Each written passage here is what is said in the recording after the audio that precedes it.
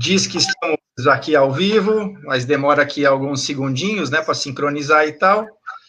Mas, Edu, preciso abrir, né, agradecendo mais uma vez aí você aceitar nosso convite para estar aqui juntos e participar dessa conversa.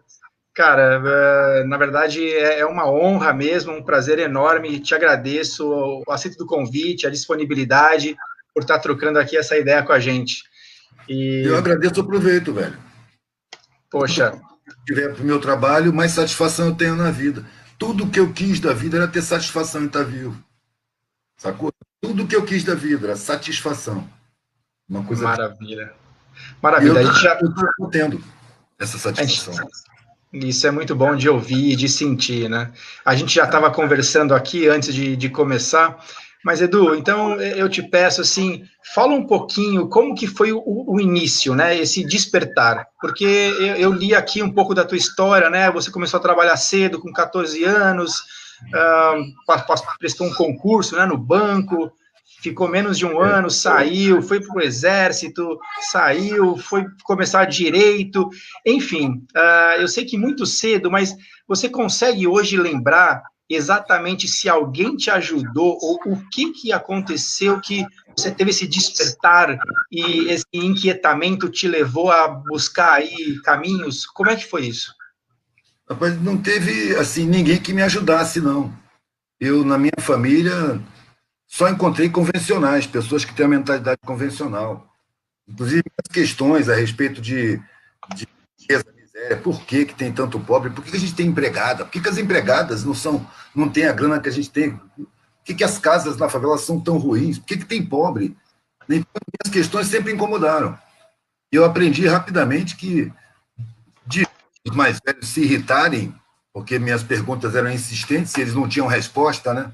Ninguém pergunta isso, menino, se preocupa com a sua vida. Aí eu parei de comentar, de falar. Tentei com os meus amigos, meus iguais, mas eles também achavam muito estranho aquilo. Então eu não tinha ninguém para dividir, a não ser um ou outro amigo distante, que eu tinha, durante um tempo. Meu pai mudava muito, né? Morava uns anos em algum lugar e depois mudava para outro. Então meus amigos foram se alternando. Não tenho amigo de infância, entendeu? Eu tive amigos por período. Às vezes tinha um que se aproximava mais, mas as minhas questões mais profundas eram acerca da sociedade. Essas eu não tinha com quem dividir, não. Quando eu saí do Banco do Brasil, não tinha ninguém me dizendo saia. Todo mundo dizendo você está louco. Foi a primeira vez que me chamaram de louco. Quando eu saí do Exército, a coisa foi muito mais veemente. A pressão foi muito maior. Não teve ninguém dizendo saia, faz o que você está sentindo. Todo mundo, meus amigos, meus colegas, meus parentes, meus irmãos, tios, avó, não faça isso, você está louco, não saia daí, aí você tem uma carreira garantida. Eles não percebiam que era exatamente isso que me apavorava. Parecia que ia passar a vida inteira daquele jeito, ou no Banco do Brasil, ou no Exército. No Exército foi mais grave. Eu percebi que para ficar ali eu tinha que violar minha consciência. Eu tinha que submeter a minha consciência a comandos superiores. E eu, no fundo, não reconhecia essa superioridade. Entendeu? Eu tinha superiores hierárquicos que não me inspiravam respeito. Eu lembro que uma vez eu estava com os colegas, meus colegas que estavam estudando, hoje tem alguns que são coronéis até, e eu questionei isso, eu falei, cara, eu não acho justo, a gente tem que obedecer um idiota só porque ele nasceu primeiro. Compadre, é tão estranho que a roda de amigos se espalhou na mesma hora, cada um saiu como se não tivesse participando do papo. E o mais próximo falou baixinho para mim, cara, você não pode falar essas coisas. E as pessoas tinham medo de tratar. E eu fui percebendo ao longo da vida que isso acontece muito. As pessoas não querem pensar, não querem ter consciência, não querem saber. É mais cômodo você não saber, é mais cômodo você se adequar. Sabe? É uma sociedade que te cobra medo, que te causa insegurança e te oferece proteção. Só que para você ter essa proteção, você tem que se submeter ao modelo de sociedade. Você tem que ignorar as injustiças, você tem que questionar a sua existência, você tem que não procurar as raízes dos problemas de verdade. Você tem que ser, assim, conivente com os crimes que a sociedade comete todos os dias contra a sua população. Uma população que não tem os seus direitos constitucionais respeitados é uma população vítima de crimes constitucionais cometidos pelo Estado contra a própria população. O sistema está montadinho para anestesiar a nossa consciência, né? De É bem diversas formas. Então, em que momento você falou, meu, eu vou buscar um caminho meu, próprio, independente de família, independente do que me dizem? Como é que foi essa quebra de paradigma prática para ti? Foi mais uma fuga do que uma busca, mano. Eu não falei, eu vou procurar um caminho para mim, vou procurar o meu lugar, o meu caminho. Não, não foi assim. Eu falei, eu não vou por aí. Não vejo nada que me sirva aí dentro das convenções. Vou procurar um sentido. Não sei se eu vou encontrar, mas eu não aceito viver sem sentido. Isso aí que me é oferecido não faz sentido. Qual é o sentido da minha vida? Garantir meus privilégios? Eu cresci entre os privilégios, eles não eram novidades para mim, eles me constrangiam, eles me envergonhavam. Da massa mais pobre, eu me sentia, assim, beneficiário da injustiça. Isso me constrangia. Eu não tinha nem com quem falar, porque os meus iguais não queriam saber disso. Eles encaravam com muita naturalidade. O condicionamento na classe que eu nasci é você sentir que os privilégios são um merecimento natural da sua existência. Você merece ter os privilégios que tem. Você não questiona a sociedade. Você não questiona por que tantos não têm acesso nem aos direitos, quanto mais a privilégios. Porque senão você vai se incomodar, velho. É uma característica da minha classe de origem. Os privilégios, ele desenvolve um sentimento natural de superioridade humana. É uma defesa da própria consciência dele. Se ele tem um jardineiro, um motorista, uma faxineira, uma cozinheira, ele não pode sentir igualdade verdadeira, humanamente falando com essas pessoas. Ele precisa de uma superioridade. Porque se ele sentir igualdade, ele vai ficar constrangido com a injustiça. Ele vai se incomodar diante da consciência dele. Então ele precisa estar convencido de que ele detém uma superioridade e um merecimento superiores à maioria das pessoas. E que elas não se esforçaram. Sabe? Elas merecem estar onde estão. Foi Deus que quis assim. Sabe? É uma fatalidade. Você enxerga, nem interessa enxergar os mecanismos que roubam os direitos dessa maioria. Você usufrui de gente que é sabotada, que é roubada nos seus direitos. Porque tinha o direito constitucional de acessar qualquer profissão em qualquer universidade. É um direito constitucional, só não é cumprido. Quando eu percebi isso, lá nos 19 anos, eu comecei a ver o Estado, a organização social, a sociedade como um todo, como organização criminosa. A estrutura hierárquica do Estado, o governo, os poderes, para mim, tudo é máfia, mano. É tudo mafioso. Os ministérios são mafiosos. Não tem uma transação de empresa com o poder público que não seja mafiosa, que não tenha falcatrua, não tenha superfaturamento, não tenha subqualificação. É da nossa cultura social a falcatrua. Você vê isso se espelhar em todas as classes. Na academia, entre os taxistas, até flanelinha forma máfia para dominar a rua. Tirar banqueiro, que aí já incide sobre milhões e milhões de vidas, entendeu?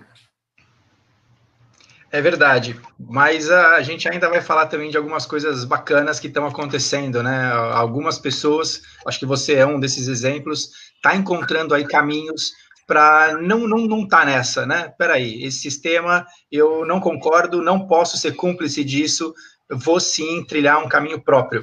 Mas antes disso ainda, você falou que essa coisa de rebaixar nessa luta de classes, né, ou esse empoderamento aí distorcido que houve, né? Hoje existe realmente uma classe aí que se beneficia do sistema e uma classe que sofre as consequências.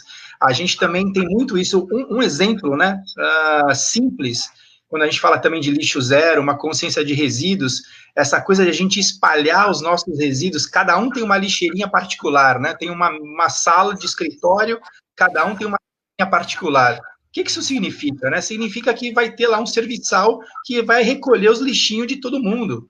A gente é incapaz de recolher o próprio lixo, né? E levar até um lugar comum. Isso faz com que a gente não tenha consciência nenhuma desse lixo, desses resíduos, desse consumo, porque a gente não vê, a gente não olha para isso, né? Ele está totalmente pulverizado em lixeirinhas, né? Então, uma das coisas para a gente começar um trabalho numa empresa, numa instituição, numa universidade, numa escola, é isso. Peraí, nesse andar vai ter uma estação de resíduos, né? Onde todo mundo vai levar para lá os resíduos. Não tem essa mais de lixeirinha particular, não tem mais um serviçal que vai recolher o lixo, e a gente vai começar a olhar para ele, qual que é o volume, a dimensão, o que, que tem mais aí na história, né? Mas, enfim. E, Edu, como é que a arte, a pintura, chegou para ti? Como é que você começou a desenvolver isso? Rapaz, antes era brincadeira, né? Era diversão. Inclusive, quando eu pensei em fazer belas artes, esse foi o argumento da família. Profissão. A arte é hobby, é para você fazer nas horas vagas, né? Uma profissão séria. Né? Você é o quê? Você é viado? Você é drogado? Você é vagabundo? Escolher uma profissão. E nas horas vagas você faz as suas artes lá. Então, a minha visão de arte era uma coisa assim, sem engajamento, sem muita profundidade, era uma brincadeira. Até que na minha angústia eu saí viajando e tal, como mendigo, fazendo qualquer coisa, ou não fazendo nada, pedindo. Quando eu comecei a trabalhar, né, torcer arame, fazer macramê, que aí já chegou a primeira criança, eu casei, chegou a primeira criança, eu tinha que trabalhar. Anos, trabalhando com brinco, pulseira e colares, eu já estava concluindo, já estava entendendo coisas que eu não entendia antes, e já estava começando a ter necessidade de botar isso no meu trabalho. Eu quero botar o que eu estou pensando no meu trabalho. Aí eu aprendi a gravar em metal, com corrosivo. Comecei a escrever pequenas frases, a encontrar pensamentos de outros pensadores, sabe? A falar com o mundo. E o meu trabalho, ele passou a contactar com pessoas mais reflexivas do que as pessoas que compravam brinquinho, pulseira, colar, macramê. Eram pessoas que eram dadas a uma profundidade mental, que se identificavam com pensamentos e reflexões. Então, meu público melhorou de qualidade. E eu passei a encontrar instrutores. A perceber que a arte era um ótimo veículo de comunicação. E, para mim, diante do que eu vi de artista na academia, eu não tinha muito respeito, não, sabe? Porque é uma coisa que... um acionismo, uma coisa conceitual, descolada da realidade. Depois, com a minha prática, eu usei a arte para dizer o que eu queria e passei a ver a arte da minha maneira. A arte é a minha ferramenta. Uma ferramenta de trabalho que faz a comunicação com a alma, sem uma conotação religiosa. A alma, para mim, é o abstrato do ser. Seu sentimento é característica da alma, seu caráter é característica os desejos, os pontos de vista, as opiniões, né, as decisões. Isso é tudo originado na alma, né? O sentimento em geral, as emoções também, até o racional. A arte é uma ferramenta de comunicação com a alma. O que eu vou fazer com isso? Eu vou criar a sociedade, porque o que eu preciso é colocar o meu trabalho em conformação que eu sinto que é gigante e eu não tenho por onde botar para fora. É todo mentiroso, as pessoas estão sendo enganadas. Eu preciso dizer isso para o mundo, para as pessoas. Pelo menos para elas me dizerem que não. Entendeu? Então, foi um veículo de comunicação. Eu não faço arte pela arte. Eu não tenho a mesma visão acadêmica da arte. Eu não me sinto especial como artista. Entendeu? Eu não me sinto acima da média, da maioria. Eu me sinto como um pedreiro que trabalha com a mercadoria de tratar com a alma das pessoas, com o sentimento das pessoas, com a visão de mundo das pessoas. E isso tem uma alta responsabilidade. O sistema social aprisionador, ele sabe disso. E ele transforma a arte em entretenimento, até para esterilizar o potencial criador. A arte, quando ela dialoga com a alma, não quer dizer que ela é um bom diálogo, não. Ela pode libertar, ela pode aprisionar, ela pode entreter, ela pode distrair. Eu não gosto da ideia do entretenimento, velho, porque quem precisa se entreter é quem não tem o que fazer. Entendeu? Com certeza. Tem muita coisa para fazer no mundo, não estou interessado em entretenimento, não. Estou interessado numa arte que me instrua, que me sensibilize, sabe? Leite, que me alimente a alma. Não tenho arte para ficar famoso, para ganhar dinheiro. Não é isso, mano. Eu tenho algumas profissões que elas só são puras quando elas não têm como objetivo o lucro, a grana. O ensino, a medicina, a arte. São 3 dessas profissões. Quando você tem como objetivo o lucro, no ensino você vai economizar no professor, você vai juntar um montão de alunos, você vai abrir mão da qualidade do ensino para poder gerar lucro. Na medicina, você vai desprezar todos os efeitos medicinais da natureza, porque na natureza você não compra o remédio, você tem que comprar na farmácia, você é adestrado por laboratório farmacêutico para receitar remédio e procedimento, porque o objetivo não é manter a saúde, o objetivo é vender remédio e procedimento. A saúde, para o modelo de medicina que nós temos, nem interessa, interessa doença, porque é doença que dá lucro, saúde não dá lucro. Então, fora a medicina preventiva e fora com a ideia de denunciar os ultraprocessados na alimentação industrial, que adoecem. Porque a alimentação industrial adoece e a medicina vende a cura. E tudo girando em torno do lucro, coloca o ser humano, a saúde, o equilíbrio, a harmonia social, a harmonia natural, tudo em plano secundário. O lucro está em primeiro plano na nossa sociedade. Por isso que eu falo, nossa sociedade ainda não chegou, não tem o direito de se dizer humano, não chegou no patamar humano ainda. Ela ainda está empresarista. Ela tem humanidade dentro dela, mas a humanidade não está em primeiro plano. Está em plano secundário. E todo o esquema social é montado para impedir o desenvolvimento real da humanidade na direção da harmonia social.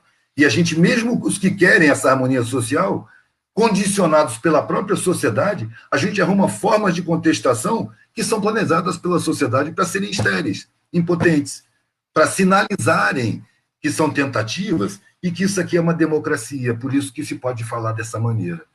Quando na verdade você pode contestar, desde que de forma inútil, impotente, até como para formar o cenário de que isso aqui é uma democracia e que você é livre para falar o que bem entender. É mentira, velho. Ah, Edu, você é uma metralhadora maravilhosa. Você tocou em diversos pontos aqui, que eu deixo ver se eu lembro de todos eles, inclusive. Bom, arte questionadora e libertadora, né? Um pleonasmo triplo aqui. Perfeito. Também né? Pode ser aprisionadora. A publicidade usa arte de alto nível para aprisionar as necessidades de consumo desnecessários. Sim. Você tocou numa questão da alma, né, e de um sentimento profundo aí, de uma conexão, a gente falava antes, né, de uma conexão. O que Religare traz para você? Que conexão é essa? O que a gente está aqui aprendendo? E, ao mesmo tempo, né, a pandemia, você também trouxe uma outra vertente das mentiras que estão por aí, né? Esse momento da pandemia não é mais uma oportunidade para a gente tomar consciência de que realmente é muita história que está sendo contada aí há muito tempo. Não está na hora de a gente acordar e se deparar com a verdade, né? Tudo bem, ninguém é dono da verdade, cada um vai ter a sua, mas a gente parar de querer mentiras e fantasias, e encarar mais fatos, a realidade, o que tem importância de verdade na nossa vida, nossas relações, né? Fazer o que você gosta, o que te dá prazer, o que te completa, essa coisa da humanidade que você traz, né? É verdade, a gente está ainda, ou melhor, filosoficamente, a gente está nesse momento de transição do animal para o humano, que o humano tem um potencial aí, enfim, elevado. Não estamos nesse momento, esse é um momento até importante da história. 2020 talvez não fique marcado na história, é um momento que foi um tapa que, de repente, mais pessoas acordaram, né, e começaram a caminhar numa direção um pouco diferente. A gente não merece essa oportunidade ou esse otimismo, vamos dizer assim, né? E aproveitar esse momento de forma positiva? Rapaz, eu não sei, na verdade, o que a gente merece, entendeu? E a gente medir pelas ações coletivas no planeta, acho que a gente merece chibata mesmo, entendeu?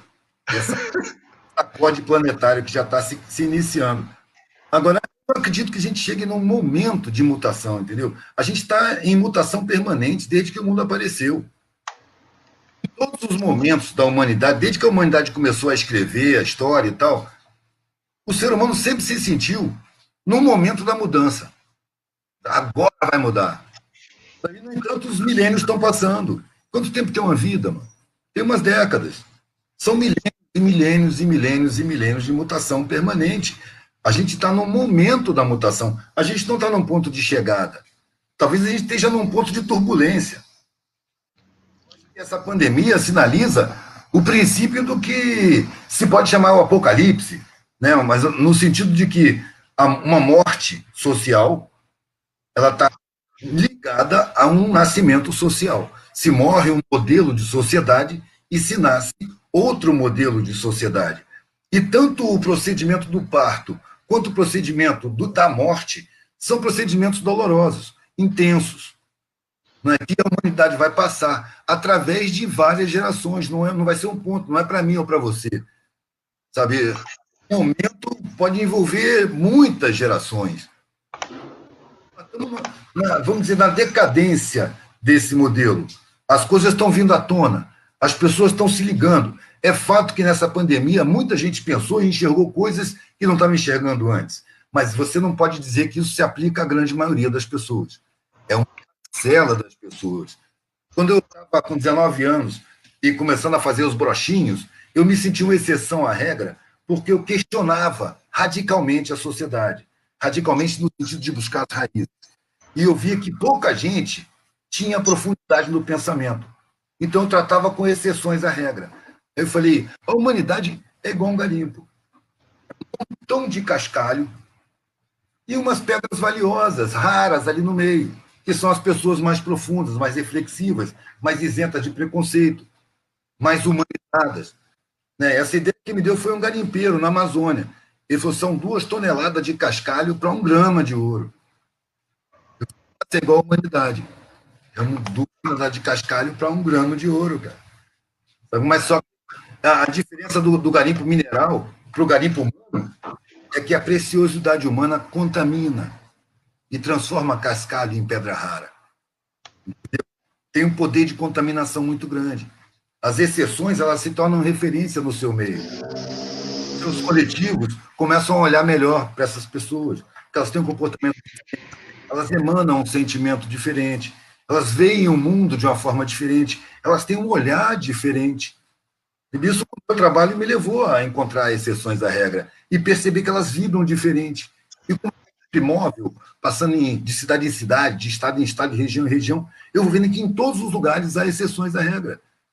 Você tem exceções à regra dentro de uma cadeia, você tem dentro da polícia, você tem dentro da medicina. Geralmente são aquelas pessoas que são ironizadas, não são muito levadas a sério no seu meio. Né? Uma vez eu estava expondo lá em Santa Teresa e apareceu uma mina que era estudante de medicina. Ela tinha entrado por cotas sociais, que não tinha grana, vivia em favela, e ela era negra. Ela queria fazer medicina de família e sentia um amor muito grande pelos pacientes. Sentia um amor muito grande pelos seres humanos. Mas isso era do dom dela desde criança. E quando ela entrou na faculdade de medicina, ela começou a ser debochada, ironizada, humilhada, discriminada pelos demais, passando diante do tratamento indiferente que eles davam aos pacientes, que os estudantes cercam o paciente com o professor fala com os estudantes como se o paciente fosse um objeto sem sentimentos, e depois eles vão embora para outro paciente para falar de outro caso tecnicamente, de uma forma que os pacientes não entendem nada, e ela queria dar uma atenção, pedia desculpa, e aí ela era humilhada, esculachada até pelos professores, e ela chegou em mim lá, porque me viu no YouTube, e foi lá pedir a minha opinião a respeito, me contou que ela estava pensando até em largar a medicina, de tanta maldade que ela via. E eu falei com ela, pelo amor de Deus, a medicina precisa de gente que nem você, cara. Pensa o seguinte, você está lá há quanto tempo? Ela falou 2 anos e meio. Então, você segura mais um tempinho, e daqui a pouco você vai sair de lá, e isso aí vai ser lembrança. Você não vai ter que aguentar mais essas coisas. Quando você sair com esse diploma, você vai poder exercer a medicina amorosa que você pretende exercer. São poucos os que pretendem exercer essa medicina. As pessoas são induzidas aí para a medicina para ganhar dinheiro. Eu acho que isso tinha que ser proibido, mano. Você não pode ir para a medicina para ganhar dinheiro, porque você vai se transformar num torturador. Você não vai tratar de quem mais precisa quando der trabalho. Você quer se livrar do serviço. É por essa mentalidade que acontece, e acontece mesmo, do cara estar terminando o plantão dele e chega um acidentado pobre, um cara que foi atropelado, um motoboy, todo arrebentado em cima de uma maca. O cara olha no relógio, velho, e fala, pô, cara, tá acabando o meu plantão em 5 minutos. Deixa o camarada, já chegou aí, ele vai assumir o plantão e tomar conta dele. Isso é médico aonde, mano? Isso é comum, cara. É uma mentalidade aceita, estimulada. Não só na medicina, mas em todos os setores. Sabe? Não, e ela ficou, cara. E anos depois, ela apareceu lá. Falou que era médica de família, que estava muito feliz e queria me agradecer por não ter desistido do curso. Diante de uma figura dessa, é ela que tem que me agradecer? Não, cara, sou eu que tenho que agradecer a ela. Não tem preço. Cara, isso me realiza, sacou? E ainda vem me agradecer. Coisas, sacou? Não tem preço, não tem preço. Você falava, né, que são pessoas raras, assim como o ouro está lá num monte de cascalho. Enfim, tem a questão do discernimento, né? Eu acho que é parte aí do nosso aprendizado, do nosso caminho de evolução, a gente discernir, né, entre uma coisa e outra, ou quem que vão ser nossas escolhas de amizades e caminhos aí pela vida. Você também falou do pedreiro, se sente um pedreiro, né? Tem todo também aí uma filosofia, o pedreiro, aquele que constrói, né? Aquele que está disposto a construir, a edificar, né? Enfim, o que você entende como uma possibilidade de uma nova construção para a humanidade, né? Eu acho que já está claro que esse sistema está equivocado, Já está eles... acontecendo, mano. Está acontecendo. Você vê esses grupos de permacultura, né, de agricultura orgânica, né, esses grupos que têm uma relação mais comunitária, são geralmente grupos de classe média que se juntam, compram uma terrinha e se isola lá. Espalham as informações e tal. Esses grupos, eles estão começando trabalhos que eu acho que está no caminho do planeta como coletividade inteira. Nós Sim. Economia alimentar. Vamos por necessidade, não é por consciência, não. É por necessidade, porque vai faltar alimento, vai faltar distribuição. Nós estamos no caminho de um colapso social, onde vai faltar água, vai faltar alimento, vai faltar energia, e a gente vai ter que se virar localmente. Vai começar a aparecer autonomia local em todos os lugares, não por causa das informações ou por causa da evolução espiritual, mas por necessidade de sobrevivência. Quando chegar nesse ponto, as próprias coletividades, esses que hoje a gente considera os ignorantes, os periféricos, os favela, esses vão sair atrás das pessoas que, na classe média, tiveram acesso a essa informação mais cedo e estão desenvolvendo técnicas de plantio e de construção, de bioconstrução, autônoma, vão lá para mais conhecimento. Porque essa galera da classe média não tem capacidade de comunicação com a periferia. Eles têm uma distância muito grande. Eles são induzidos a sentir essa distância, entendeu? Eu não culpo ninguém por isso, mas eu percebo claramente a inutilidade do universitário classe média na tarefa de conscientização na favela, porque ele foi induzido a uma superioridade pessoal e ele não tem a humildade de aprender a língua da favela antes e reconhecer a sabedoria e a força superior da favela diante da classe dele. Não porque são desenvolvidos espiritualmente, mas porque tem muito mais dificuldade para vencer na vida, entendeu? Para superar, passa muito mais braba, toma muito mais na cabeça e supera, fica muito mais resistente, muito mais capaz de superar do que a própria classe média. É preciso pegar o conhecimento que se tem nas partes privilegiadas e minoritárias e levar esse conhecimento como uma oferta, como um oferecimento para aqueles que têm direito a acessar esse conhecimento e foram roubados. Os braçais, ignorantes, fáceis de enganar com a mídia. É preciso levar conhecimento para onde está a sabedoria, porque é ali que está a sabedoria. Nas classes afastadas não tem sabedoria, mano, tem o saber. É a exceção que desenvolve uma sabedoria por conta própria. Mas na classe baixa, a classe pobre, a classe que tem que superar uma dificuldade, desenvolve a sabedoria por uma questão de necessidade de sobrevivência. É um pessoal muito mais capaz de superar a dificuldade, de enxergar soluções, de criar soluções para os problemas. É um pessoal muito mais solidário. Aí a solidariedade não como uma virtude, mas também como uma ferramenta de sobrevivência. Eu passo dificuldade, o meu vizinho passa dificuldade também.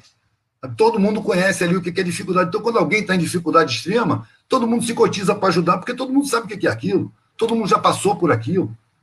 A solidariedade na favela é automática. Sabe? É ferramenta, não é virtude. Então, a humanidade ela é mais desenvolvida para o trato coletivo porque eles são colocados em área de exclusão onde o Estado não atua. O Estado não entra ali para saneamento, para urbanização, para nada. Ali as pessoas se viram. Véio. O Estado só entra ali para bater, para dar tiro, para prender os que optam para servir as empresas do crime, que pagam melhor do que as empresas convencionais para os desqualificados. Então, ali é que estão as condições de construir uma nova sociedade. Não é nas academias. As academias têm que servir de conhecimento os que têm a capacidade de construção. Porque os que têm a força para construir uma sociedade mais justa, velho, são os que constroem essa sociedade injusta. É uma questão de você passar para ele o acesso, para eles, né, para a grande maioria, o acesso ao desenvolvimento das capacidades críticas, ao conhecimento, né, a profissionalização, a informação, a visão de mundo. É preciso investir pesado na formação do povo desde a mais tenra infância, mano. O apoio estatal tem que estar ali, na gestação. Tem que haver um cuidado especial com a formação do povo. Só que isso não interessa às elites que comandam hoje. A esses interessa a ignorância. Porque é mais fácil você manipular uma sociedade ignorante, um povo desinformado. Você pega a psicologia do inconsciente, antropologia, sociologia, os conhecimentos mais profundos sobre o ser humano, na mente de um povo que não tem defesa crítica, não tem acesso à instrução, foi sabotado pelo próprio Estado no seu direito constitucional à educação, à instrução, à informação, à formação profissional, à moradia, a saneamento básico, as condições básicas de existência. Então, o que eu vejo? Eu vejo uma sociedade criminosa, um Estado que não cumpre a sua Constituição, ele viola a sua lei principal, a mais importante de todas. Então, no território nacional, a maior organização criminosa que tem é o Estado, dominado por elite banqueira internacional, com a cumplicidade das elites locais. Colonizados, isso é muito comum. O colonizador, quando ele colonizava por direito, ele chegava com um canhão e dominava mesmo, ele criava uma elite para administrar o lugar. Era uma minoriazinha, muito enriquecida, o dominante chegava para eles e convencia eles de que eles eram melhores do que a população local, criava a mentalidade da elite que está aí até hoje. A elite branca, riquíssima, que despreza o povo e admira o explorador, o saqueador, o colonizador. É a mentalidade colonizada, que está da elite até a ralé, até a periferia. Admira, defende e vota nele, né? Eu quero crer que a gente vai começar a votar diferente agora esse ano. Mas você falou de algo importantíssimo, né? As comunidades aí, as favelas, há muita sabedoria e resiliência aí, né? Fundamental. E você também tocou na permacultura, né? Agroecologia. Em que pé dessa caminhada você está, né? Você me falou algumas vezes, pô, tô aqui no meio do mato e tal, me liga aqui e tal, semana que vem, como é que tá? Você já está conseguindo aí, quanto aí de autonomia, você está plantando mesmo para a tua subsistência, como é que tá esse caminho? Não, mano, o meu papel mesmo é de espalhador, entendeu? Eu não sou dedicado a nenhum tipo de permacultura ou alternativa, a minha alternativa foi de vida, viver por minha conta.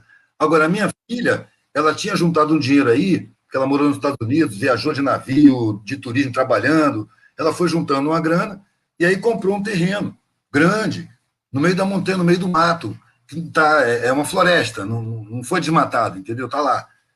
E o dinheiro acabou, e ela não construiu nada. E está lá largada a terra, nem cerca tem. E há muito tempo tinha falado comigo para eu construir uma casa lá, pelo menos para aparecer gente de vez em quando, para ela não perder a terra.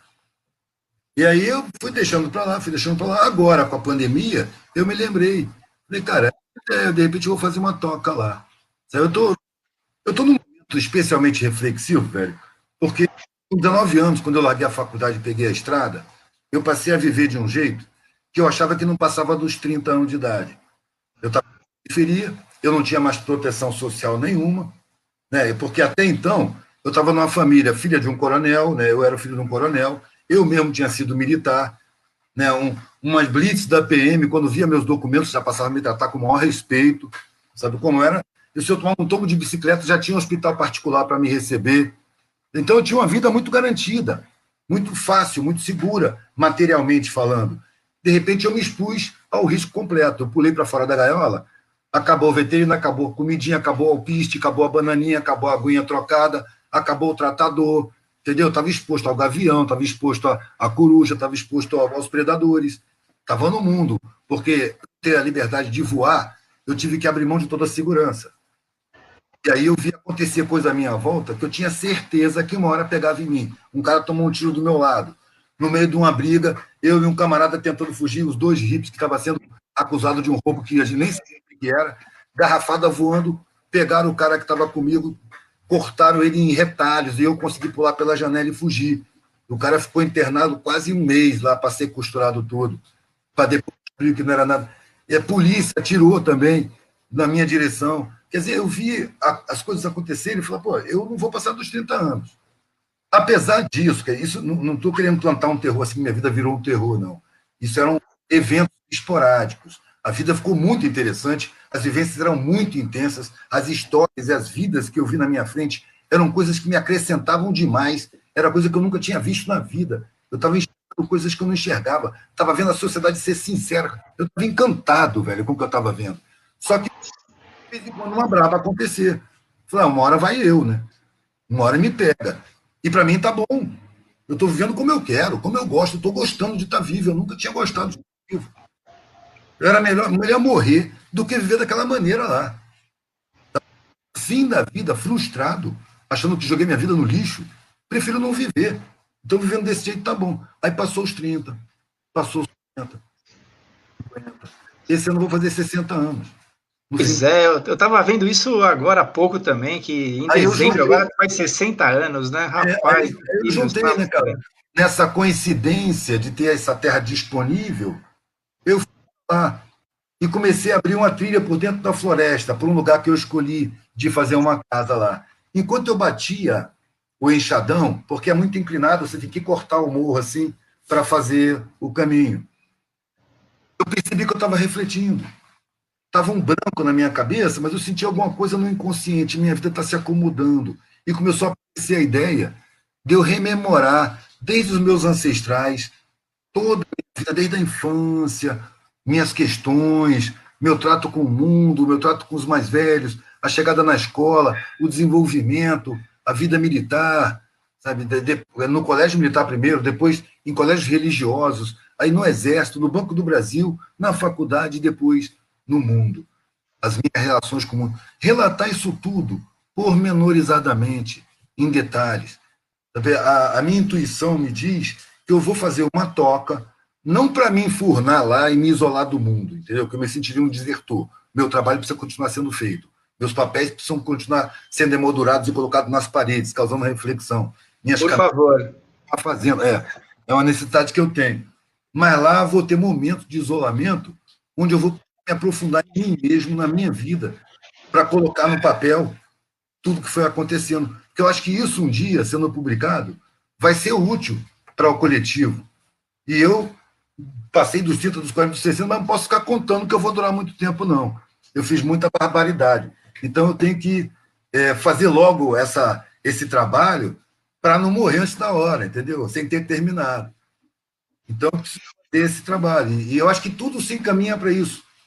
Eu, na minha espiritualidade, velho, eu coloco duas entidades, uma masculina e uma feminina, eu chamo de acaso e coincidência. Pretenciosa. Só que você percebe que a gente é muito pretencioso, né? A gente vê uma coisa acontecer e não percebe o porquê, então fala que não tem. Se eu não estou vendo porquê, porque não tem porquê, é sem causa. Acaso. E não tem. Pois é. Eu gosto daquela ideia que o acaso é uma lógica, né? É uma regra, me falha aqui a palavra exata, mas é como se fosse uma regra não reconhecida, né? E a gente chama de acaso, porque a gente não entende, não reconhece aquilo, a gente chama de acaso, né? E você brinca com a acaso e a consciência. Assim como você brinca com absorver e observar e absorver, né? Você brinca com acaso e a coincidência. Muito bom. Muitas vezes o acaso tem motivos que a gente não percebe. É só a gente puxar pela memória, velho, e ver quantos acasos foram importantíssimos na vida da gente, quantas coincidências. Eu brincava, quando era mais moleque, com 19 anos, vendendo brinquinho, dizendo que eu tenho duas divindades, o acaso e a coincidência. Os dois funcionam na minha vida, o acaso e a coincidência. São armações espirituais que a gente não percebe, quando vê, acontece. Parece que foi coincidência, mas não é coincidência. Pois é, e nessa tua reflexão, também não te parece claro de que cada etapazinha da nossa vida, né, essa experiência no banco, no exército, na carreira militar, como na faculdade de Direito, nas ruas, cada etapa dessa não ensina alguma coisa, não acrescenta, que em algum momento você olha para trás, olha, eu sou o resultado de tudo isso, né? Ou cada etapazinha acrescentou, trouxe alguma visão, algum conhecimento, alguma preparação para eu conseguir agora transmitir essa mensagem? Sim, cada etapa prepara para a etapa seguinte. Eu entrei para o exército, velho, foi antes de eu pegar a estrada. Na estrada eu precisei de tudo que eu aprendi no exército. Como não tem água para beber, não tem comida para comer, como é que você se defende de bicho no meio da noite, como é que você tem recursos para matar a sede no meio do sertão sem ter água, com o conhecimento sobre a resistência que a gente tem no corpo. No exército eu fui levado a limites. Então eu conheci meu corpo, eu conheci a minha capacidade de resistência muito além do que a gente imagina. Entendeu? Isso me ajudou muito, velho, a viajar de carro, a dormir no meio do mato, a dormir em árvore, a reconhecer o terreno, preparar, perceber quais são os perigos de cada terreno, a reagir antes de acontecimentos inesperados, ter presença de espírito, a tratar, inclusive, com a segurança pública, que eu conhecia as patentes, se precisasse me defender de algum ataque, sabe, conhecer a mentalidade militar, que eu conheço a mentalidade militar, já é de bom tamanho para você tratar com as forças de segurança. Cada etapa preparou para a etapa seguinte, velho. Cada etapa foi preparando para a etapa seguinte. Eu acho que eu estou chegando numa etapa em que a vida se me facilitou muito. Eu tenho uma Kombi. Sabe? Eu estou com mais visibilidade, meu trabalho está vendendo. Antigamente cortavam água, frequentemente faltava comida, sabe? Cortavam luz, eu tinha que estar sempre correndo atrás do mínimo necessário. Não que isso fosse um sofrimento, que isso nunca me aperreou, não. Inclusive, para viver nessa nossa sociedade, com sobra, conforto, sem preocupação, a gente tem que entregar boa parte da consciência e ser conivente com a maldade social. Então, a dificuldade, para mim, nunca me... Mas eu estou reparando que isso está se facilitando. E se está facilitando, é exatamente para eu poder fazer trabalhos que não vão me dar dinheiro agora, que eu não estou precisando de dinheiro agora. O meu trabalho está me dando o suficiente para pagar todas as minhas contas. Como nunca, velho. Criei 3 crianças comigo, sozinho, sabe, como sempre correndo atrás e levantando exatamente o que eu precisava de momento a momento. Nunca com sobra. Nunca com sobra. E às vezes até com alguma falta, mas corri atrás. E agora estou me preparando para escrever sobre a minha vida. Exatamente no momento em que não estou mais aperreado materialmente. A Kombi anda. Sabe? O motor é velho, é a ar, sem radiador, mas não está mais quebrando. Entendeu? Eu tenho comida em casa. Eu tenho grana para comprar mais comida. Eu posso trabalhar, me dedicar ao meu trabalho inteiramente, sem ter que ir para a rua arrumar dinheiro. Já estou conseguindo vender pela internet. Já fiz rifa. Então, materialmente, eu já passei pelas dificuldades que eu tinha que passar. Eu acho que eu teria até vergonha de ter acesso. Mas eu tenho o suficiente para exercer minha vida como meu coração e minha consciência mandarem. Sabe, meu coração e minha consciência diz assim, escreve, cara. Escreve, que pela reação que tá aí na sua frente, vai ser útil para as pessoas lerem a respeito. Escreve, lê para refletir, para ver o que eu vi na sociedade. Eu tinha a sensação, velho, na vida abastada, junto com que eu vivi uma sociedade falsa. Parecia que a sociedade armava um cenário para me favorecer.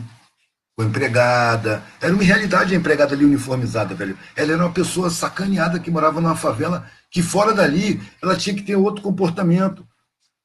Ela tinha uma vida que ali ninguém imaginava, era uma incógnita para mim, a vida dos empregados. Eu não sabia da vida de nenhum deles. Era uma vida de teatro, mano. Eu estava vivendo como realidade um cenário. Uma coisa que quando eu fui para mendicância, quando eu já estava mendigo, desprezado, suspeito, mal visto, aí eu estava vendo a realidade. Ninguém mais fingia para mim. Não tinha mais sorriso falso para o meu lado. E na classe você vai ter não vamos dizer sorriso falso, mas sorrisos profissionais. Ou profissionalizados, né? Entendeu? E isso me cansava, isso me angustiava. É porque era um inferior social, ele era obrigado a sorrir para quem ele nem conhece, só porque você tem grana. Esse sorriso me constrangia. Então, quando eu estive lá embaixo, que até a polícia me perseguia, eu falei, cara, era isso que eu queria, ver a sociedade como ela é. Eu não quero ser paparicado, eu quero ver a realidade. E eu nunca tinha visto, mano. Eu fui lá para baixo e eu vi a calcinha da sociedade, mano. Eu vi aquilo que você não vê, sacou? E vi com um olhar instruído de uma classe abastada. Eu não vi como os meus iguais, de então que eu olhava à minha volta, velho, as pessoas à minha volta não conseguiam ver como eu via. Que eles tinham sido condicionados na inferioridade social. Sim, mas você Humilhação traz uma brutal coisa. ali, uma humilhação brutal para um deles, um desaforo, sabe, uma ofensa lançada no rosto por um cara mais rico, doía neles. Em mim, não. Eu achava graça. Essa ideia. Eu tinha que conter um sentimento de superioridade em mim, diante desse desprezo. Porque eu sabia que o cara estava me julgando pela forma.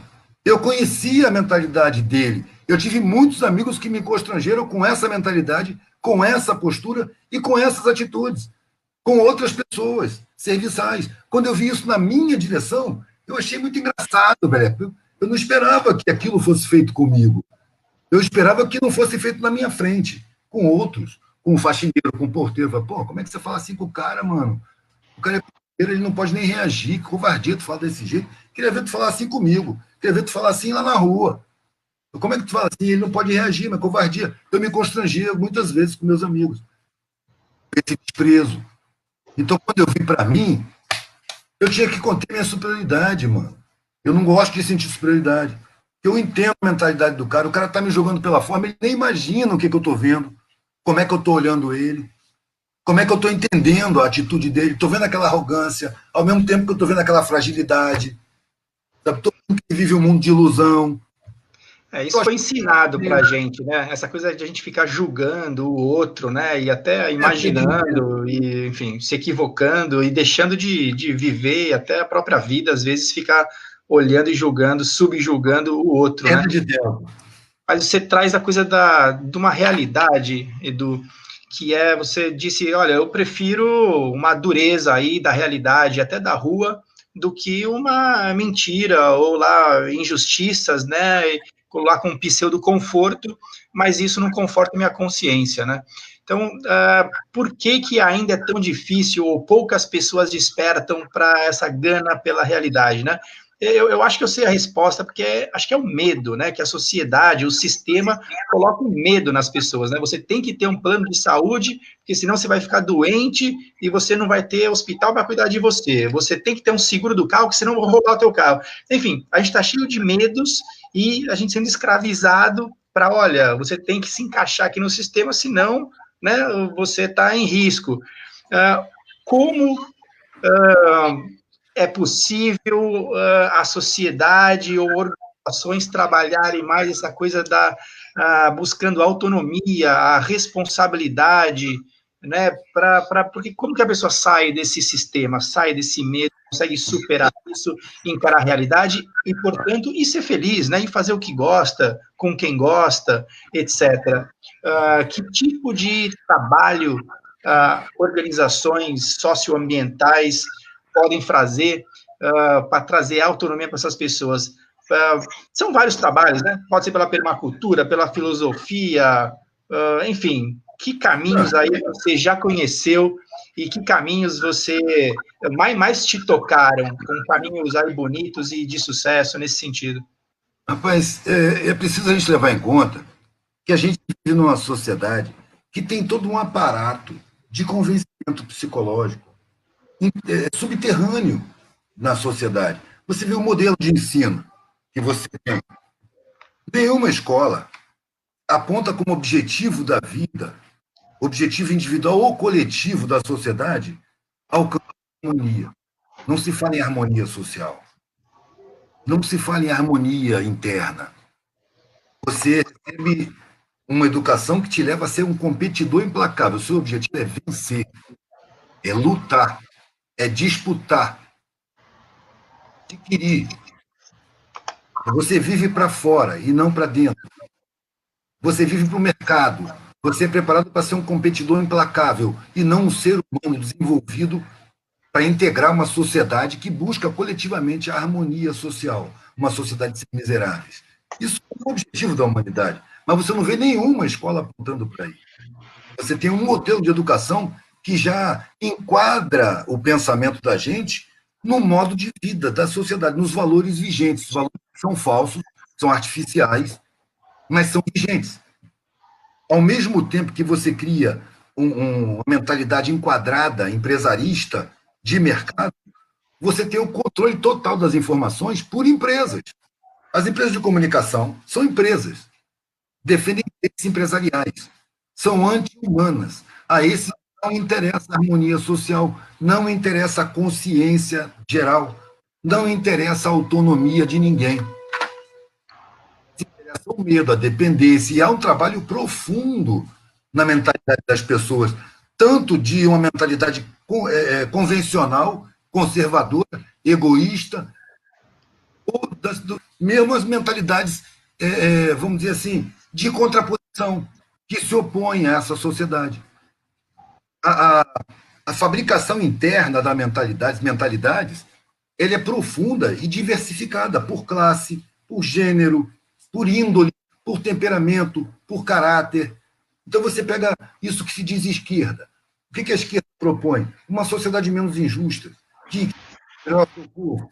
Não é isso? É isso que eles propõem. Mas que maneira que eles querem fazer, mano? Eles entram para uma academia, recebem um sentimento de superioridade sobre o povo e ganham uma arrogância enorme e vão querer organizar os trabalhadores. Olha, eu estudei um monte de europeu e sei como é que a gente tem que fazer. Me escutem e me obedeçam. Não percebe a sabedoria do povo, não percebe a superior força de superação do povo, a capacidade de organização, de superação, de criatividade. Não sabe respeitar, então não dá liga. Não dá liga. A mídia, que estuda o linguajar do povo para poder fazer a cabeça do povo contra a própria esquerda. Por isso que o governo popular caiu, que estava botando o pobre na universidade. Foi derrubado. Os banqueiros não querem que os escravos estudem. Os banqueiros precisam, os mega empresários, os exploradores, precisam de ignorância. A ignorância é planejada e implantada. Nós temos um sistema de saúde, de educação pública, que tem como objetivo formar um povo ignorante. Não pode se ver de outra maneira. A educação não visa instruir o povo. Um povo instruído é incontrolável. Nós temos uma sociedade que controla o povo em todos os seus patamares. Controla a classe alta, as classes médias, que não tem só uma classe média, são várias classes médias, e as classes baixas também. Se você entrar numa favela, você vê que lá tem uma estratificação. Tem desde o rico favelado até o pobre favelado. Uma pergunta aqui a queima-roupa. A gente já comentou que a gente está num momento de transição, né? Mas essa transição, você acha que vai ter que correr sangue, vai ter que ter uma guerra civil? Ou você acha que vai ser possível a gente fazer uma transição aí por uma consciência, por começar a mudar aí os negócios? A gente está despertando para uma economia mais sustentável que inclui o social e o ambiental? Ou a coisa vai ter que ter uma quebradeira, porque quem está aí no poder, quem está com a teta na boca, não vai largar de jeito nenhum? Bom, vamos começar do fim para o começo. O poder, para mim, não são os cargos públicos. Os cargos públicos são o poder das marionetes, que obedecem ao poder subterrâneo, ao poder dos bastidores, que é o mercado econômico-financeiro. São o punhado de podre de ricos, são parasitas sociais, dominam o Estado. Agora, nós já estamos em guerra civil. A classe média, a classe alta, procura não tomar conhecimento disso. Mas a grande maioria, que está nas periferias, vive em meio à guerra o tempo todo, velho. Há mais de 20 anos que eu... 20 anos, não, mais de 10 anos que eu comecei a frequentar a internet, ganhei um computador, que as pessoas vinham para mim, mandavam para mim, porque eu frequentava, né? favela, movimento social, conhecia durante um tempão, eu trabalhei muito por aqui, na favela do Rio, né? Com gente de favela. Mandavam para mim fotos impublicáveis, velho. De uma criança no berço que passou uma bala de fuzil de uma parede pela outra, porque o fuzil cortam as paredes na favela como se fosse manteiga, né? É tijolo em pé. Tirou o tampo da menina, velho. A cabeça aberta, assim. Ela morta, num berço. Um neném. Um neném.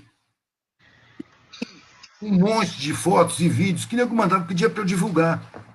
E eu não podia divulgar. Ou seja, essa guerra já existe há muito tempo. Isso não é mostrado, a mídia não mostra. Só quando a coisa explode, atinge parte da classe média, das classes mais visíveis, aí chega na mídia. Mas na favela isso é direto, nas periferias isso é constante, é permanente. São 50 mil mortos por ano, velho, no Brasil, de bala, de arma de fogo, 50 mil, todo ano. Isso é cifra de guerra civil, isso é guerra oficial. Só que não vem à tona. Uma denúncia sobre uma sociedade que é criminosa contra a sua própria população. Quem é que é mais atingido por essa guerra? As mesmas pessoas que tiveram roubado seus direitos constitucionais de moradia, de educação, de desenvolvimento profissional, de instrução, de informação, de cidadania, de dignidade. As mesmas pessoas. As vítimas de crime social elas são criminalizadas pelo Estado.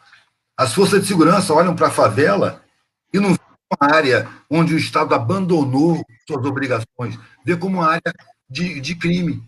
É um território inimigo, criminoso. A formação das forças de segurança mental já é para encarar a sociedade como inimiga. Força de segurança não traz segurança para a sociedade, traz segurança para os magnatas. Que é mais uma fantasia que foi criada, né? Essa ideia de que há um inimigo, que o inimigo é o teu vizinho, o inimigo é o teu primo, o teu irmão. Peraí, né? Somos a sociedade, né? Como assim? Um é o espírito do outro, né? Foi plantado isso na nossa psique também, né?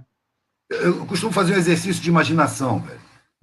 Imagina que o Estado investe pesadamente na educação, investe pesadamente na gravidez, pesadamente na maternidade abandonada. Porque 70% dos meninos não tem pai. 70% dos meninos não tem pai.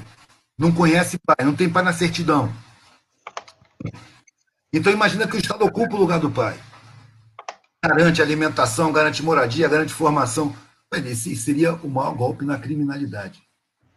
O que faz um menino de 15 anos esperar para ir trocar tiro com polícia, mano, sabendo que ele está esperando um outro morrer para ocupar o espaço? Por que ele não pensa que ele vai morrer, mano?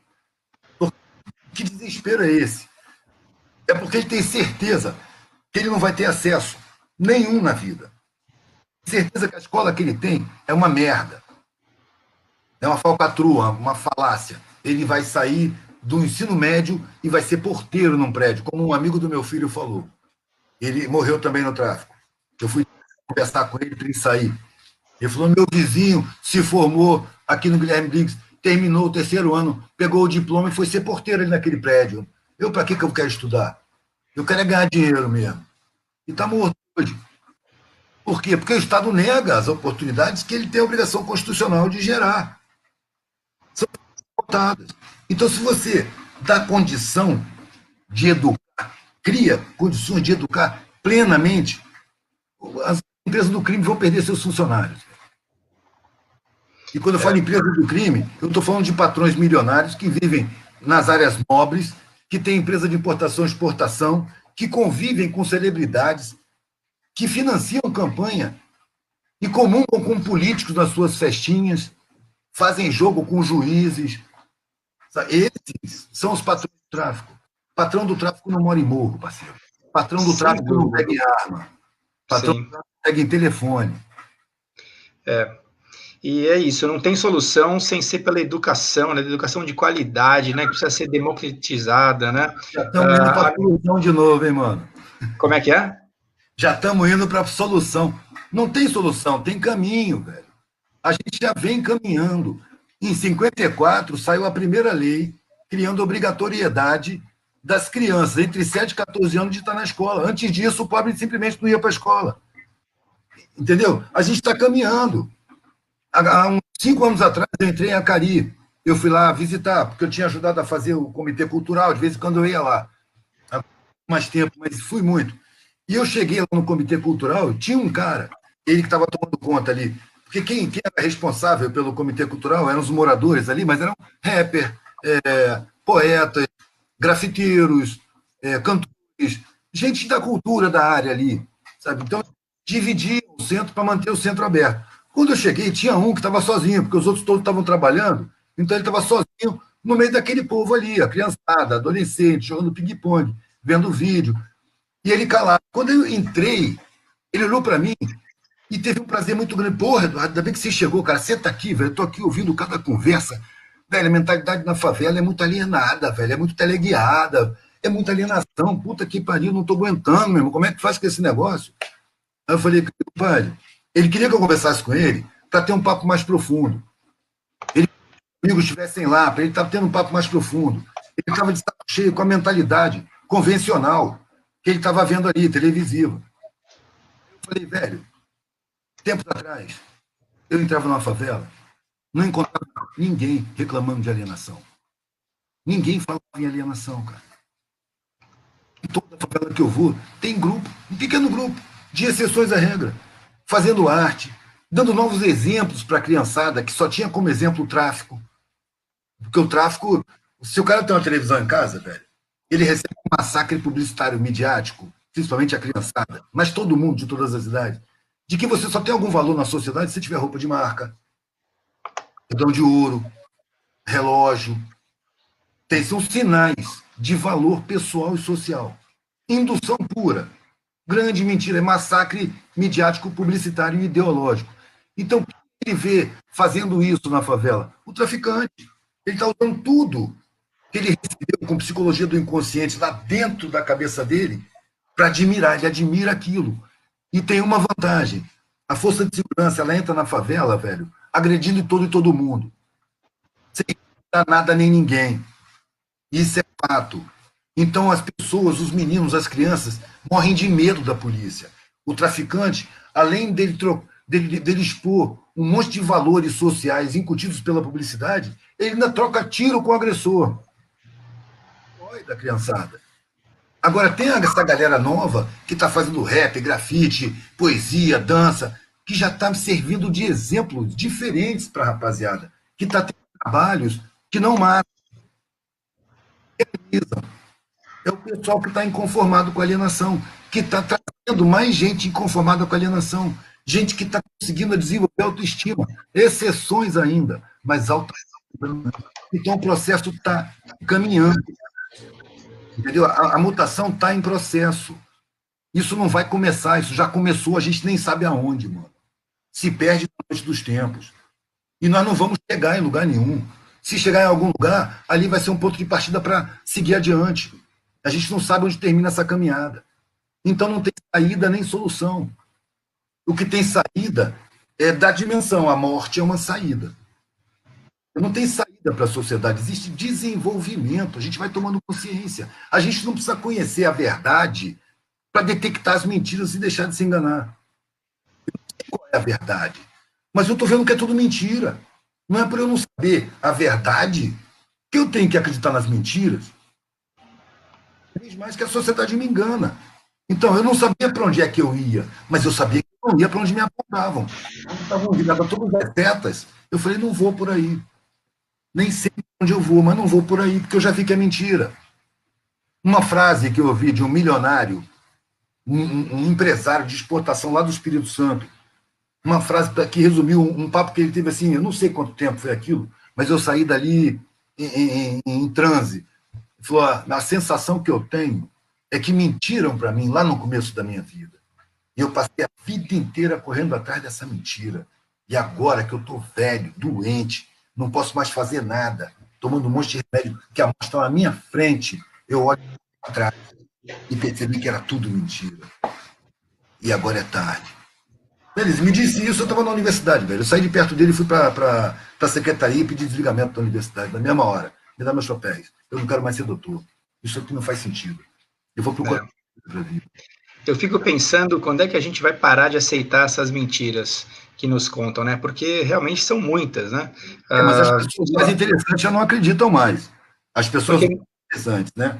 É preciso aquele conflito que acho que todo adolescente tem, né, com pai e mãe, por exemplo, começa porque em algum momento você percebe que aquele discurso, né, idealizado de pai e mãe, você percebe, peraí, esse meu herói, essa minha heroína, às vezes fala coisas para mim que não faz, né? Então, quer que eu faça uma coisa que ele próprio não faz e tal.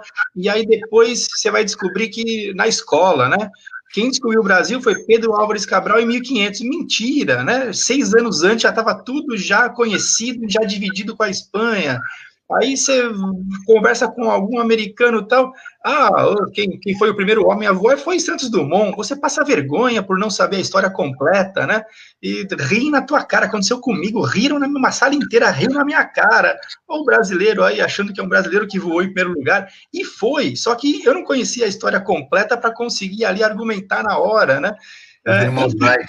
É um monte de mentira ou meias verdades e aí na brincadeira, né? Pô, até a cerveja que a gente toma é de mentira, né? Que tem lá milho e soja, porra, não tem cevada 100% ali no negócio. Então, quando que a gente vai parar de aceitar mentira, né? Qual que é a razão da nossa existência aqui, Edu? A busca de harmonia, velho. Interna e coletiva. Agora, a coletiva só vai rolar quando a gente tiver a interna.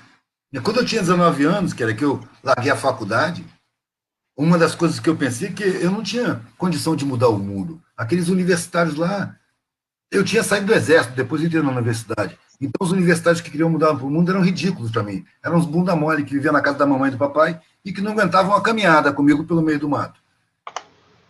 Eu falei, ninguém vai mudar o mundo. Primeiro, a minha tendência foi achar que não mudava. Mas a mutação é tão evidente com esse ponto, não vai mudar. Eu não posso mudar o mundo, não tenho o poder de mudar a sociedade, mas eu tenho o poder de mudar a minha vida. Minha vida, dentro desse coletivo humano, a única área que eu tenho total poder de controle, decisão e mando é a minha própria individualidade. A minha individualidade faz parte do coletivo. Então, eu mudar a minha individualidade, que é onde eu posso, é a minha forma de mudar o coletivo. E aí o coletivo mudou para mim. Mudou a frequência, mudou a minha frequência e, obviamente, mudaram minhas sintonias. Faz sintonia de frequência a vida inteira, sem perceber. Excelente ponto de partida, né? A gente parar aí de se queixar do que a gente não tem controle sobre e começar a atuar no que a gente tem domínio, no que a gente tem controle, que são as nossas atitudes, nossos pensamentos, e eu vou para lá, né? É um ponto de partida. Você pôr a mão na rédea da própria vida, né? Dentro daí. Tem a questão de você se colocar no quadro, entendeu? E se dissecar. O que eu quero da vida? Será que o que eu quero sou eu que quero? Eu fui induzido a querer. Qual é a minha opinião sobre todos os assuntos? Será que essas opiniões são minhas mesmo? Ou foram fabricadas e colocadas no meu inconsciente? Como foram no inconsciente do meu pai, da minha mãe, das pessoas que eu conheço? Que é o mais comum, né? Infelizmente. Esses medos que eu tenho são meus mesmo? Será que eu não tenho um medo maior? Porque o que me moveu, o nego fala que eu fui muito corajoso, mas o que me moveu foi o medo. Eu percebi que a vida era frustrante, eu fiquei de medo, velho. Chegar no fim da vida com vergonha de mim mesmo, com a sensação de vazio, de ter vivido em vão, que é uma coisa que eu comecei a perguntar para tudo que era velhinho que eu encontrava. Quanto mais velho, mais eu ficava na ânsia de perguntar, e aí, a vida vale a pena? O que você acha da vida? Passa muito rápido? E as respostas dos velhinhos foram me confirmando que tem muita mentira e muito engano. E até onde eu posso confiar no meu discernimento? Eu tenho que me desenvolver do zero. Eu tenho que construir os meus valores. Eu tenho que construir do zero o que eu quero da vida. Eu tenho que começar a querer de novo. Parar de querer o que me disseram que é para querer. Porque eu estou querendo dentro de um leque restrito de possibilidades permitidas. Eu quero o não permitido. Eu quero ter paz de espírito. Eu não quero vencer na vida. Não quero derrotar ninguém. Eu não quero encher o rabo de patrimônio. Porque daqui a pouco essa carcaça vai cair, eu vou embora. Vou levar o quê, mano? Que tipo de patrimônio eu vou levar daqui? Só patrimônio abstrato. Então, o que eu quero é muito mais abstrato do que concreto. Concreto eu preciso, obviamente, mas muito menos do que querem me fazer acreditar. Me fazem acreditar que eu tenho que ter muito mais do que realmente preciso. Eu não podia ter segurança, mano. Eu tinha que estar no risco. Impede as pessoas de dar passos na direção da realização. A segurança em si ela é uma mentira, né? Tu não sabe o dia de amanhã, se vai fazer sol, se vai fazer chuva, se vai cair um raio, um furacão, né? A própria Mas ideia de depende, velho. segurança A é morte é segura. A coisa mais segura que a gente tem é a morte. Isso perfeita. é segurança. Eu sei que eu vou morrer. Então, antes disso, eu quero viver. Viver do meu jeito. Não desse jeito absurdamente frustrante, desumano, competidor, raivoso, paranoico de viver, que estão me induzindo. Entendeu? A vida é muito rápida, passa muito rápido. Sabe? E a sociedade engana a gente, mente pra gente, aponta os mais fortes como se fossem os mais fracos, apontam pessoas fracas como se fossem os mais fortes. O pobre se matar porque perdeu tudo que tem, velho. Já o milionário perde tudo que tem e se mata, porque tem medo de ficar pobre. Quem é que é o fraco? Os mais fortes com quem eu convivi, que encaravam mais dificuldades, se sentiam mais fracas. Eu estava vendo como mais forte, eu ganhei respeito pelas pessoas que a sociedade desrespeita e perdi o respeito pelas pessoas que a sociedade respeita mais. Porque é falso. São valores falsos, são forças falsas. A força dos fortes está com os fracos. São eles que fazem tudo. Quando não tem eles para fazer, os fortes não fazem nada. Arrisca não saber fritar um ovo. É. Evidência. Eu acho que você ainda vai escrever um livro sobre isso, mas se você fosse montar um curso agora, quais seriam aí as dicas, o passo a passo, como encarar a realidade, como buscar a autofelicidade, qual foi o teu processo, o teu caminho nesse sentido? Eu não sei formar a ideia de fazer um curso, sabe? Não conseguiria. Eu não tenho prática. Né? Mas Não sei como ajudar? Como ajudar os outros a despertar, a buscar autonomia, né, da própria vida? mas será que eu já estou autônomo para isso? Eu sempre refutei a ideia de conscientizar os demais, porque eu não me senti consciente o suficiente para isso, entendeu? A consciência que eu posso trabalhar é a minha, entendeu? E ela não está no seu estado pleno. Então, quem sou eu para sair conscientizando as outras pessoas? O que eu percebo é que eu trabalhando na minha consciência, isso se reflete nos meus valores, nas minhas escolhas, nos meus comportamentos. E essas coisas vão refletir na coletividade, que vai estar observando, não porque eu estou ensinando arrogantemente, mas porque eu estou me comportando de uma maneira que chama atenção e desperta a reflexão das pessoas, não pela minha pretensão arrogante, pela diferença de comportamento mesmo, pela diferença de objetivos, pela forma de atuação, pela conduta, pelos. Que Entendeu? maravilha. Eu sempre achei muito arrogante esse negócio de você querer conscientizar as pessoas. Parece que você chegou num grau de superioridade para conscientizar os demais. Eu acho isso beira o ridículo. Sabe como? Olha os veganos, por exemplo. A maioria cria um sentimento de superioridade sobre os carnívoros. Olha, nós somos um planeta muito primitivo, muito grosseiro. Eu sei disso. Eu não me sinto acima do meu planeta. Eu estou dentro da faixa vibratória dele. Eu sou tão grosseiro e tão primitivo quanto o meu planeta. Nós, seres humanos, comemos carne. Eu não como há 40 anos. Não por uma questão de elevação espiritual, porque eu me sinto mal. Carne me faz mal. Carne de mamífero, de peixe, não. A carne de eu comer, eu passo mal. Meu corpo já rejeita. Meu corpo aceita. Sabe como? Mas eu digo, nós comemos carne. Uma vez eu fui uma palestra vegana e eu não pude deixar de falar nesse assunto. Esse sentimentozinho de superioridade que alguns veganos desenvolvem diante dos carnívoros, achando que eles são atrasados e tal. Esse sentimento, na minha visão, é mais tóxico espiritualmente do que comer carne.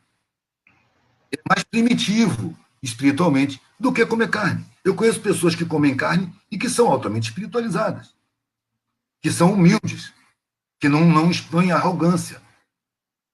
A arrogância é um sinal de precariedade espiritual.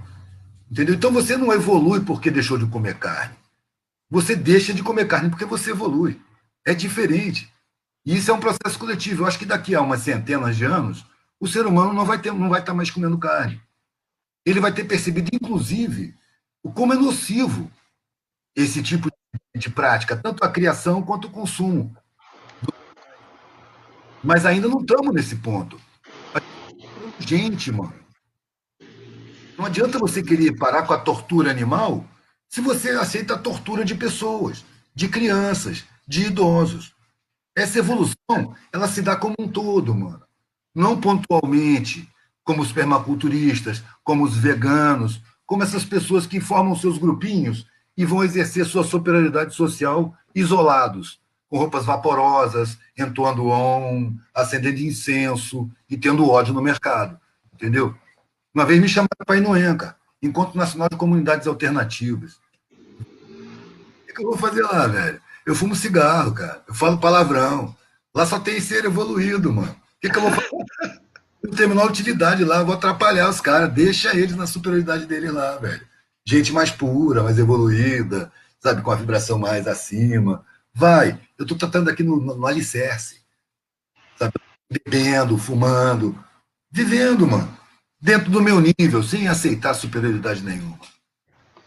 30 anos da vida sendo desprezado, mano.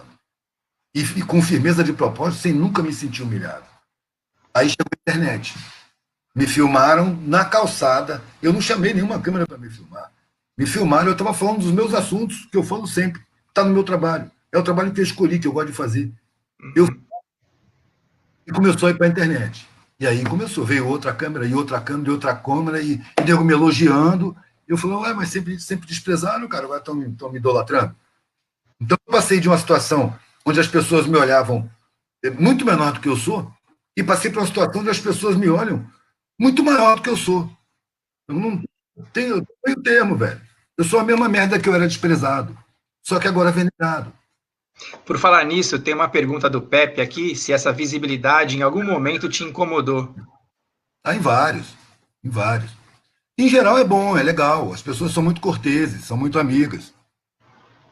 Por outro lado, você já desperta desconfianças, ódios gratuitos, gente te difamando. Tem até vídeo aí, falando, como eu sou falso, eu sou o guru hippie, eu tenho tudo calculado, os meus olhares, as minhas expressões. Velho, eu não consegui ver tudo, entendeu? Porque o menino é muito chato. Mas eu queria ter daquele controle que ele disse que eu tenho. Eu sou descontrolado, minhas coisas são tudo perdidas, eu me confundo, atraso encomenda, eu sou todo bagunçado, eu queria ter metade do controle. Quer dizer, de uma certa forma você desperta um olhar que influenciado por uma sociedade tão distorcedora, acaba te olhando de uma forma distorcida também. É como se você tivesse como objetivo de vida a fama. Já teve gente me perguntando qual é a minha estratégia para alcançar a fama. Eu disse, não tem estratégia, cara. Pô, eu sou artista de rua, cara, que nem você. Divide comigo. O que você fez, velho, para conseguir essa visibilidade toda? E o cara saiu magoado, ele não acreditou, não tem estratégia, mano. Eu nunca pensei em visibilidade. Eu acho que eu estou falando que é óbvio. E se tem essa repercussão toda, é porque as pessoas veem a realidade, enxergam e não acreditam no que estão vendo. Não é possível que é o que eu estou vendo. Eu estou errado. Eu estou vendo errado. Mano. Parece tanto falcatrua, mas não é possível. Sacou? Aí eu chego e falo, é falcatrua mesmo, é tudo mentira. Porra nenhuma. Quem governa é o dinheiro, é o mercado financeiro. Sabe? A formação escolar é uma falcatrua, que leva você para a doença, para uma vida frustrante, para uma competição interminável, para uma guerra, um inferno. Sabe? A parada da gente não é vencer na vida, é ter uma vida harmônica, é satisfazer a alma. Sabe? É gostar e ser gostado, é trocar afeto. Esse é o objetivo da vida. Ter o sentimento de ser útil ao coletivo. As pessoas sabem disso. Só que a pressão é tão grande que elas não acreditam no que elas sabem. Aí eu vou falando, elas vão reconhecendo o que elas já sabem. Eu acho que é por isso esse sucesso todo. Que o nego vai só reconhecendo o que já está sabendo.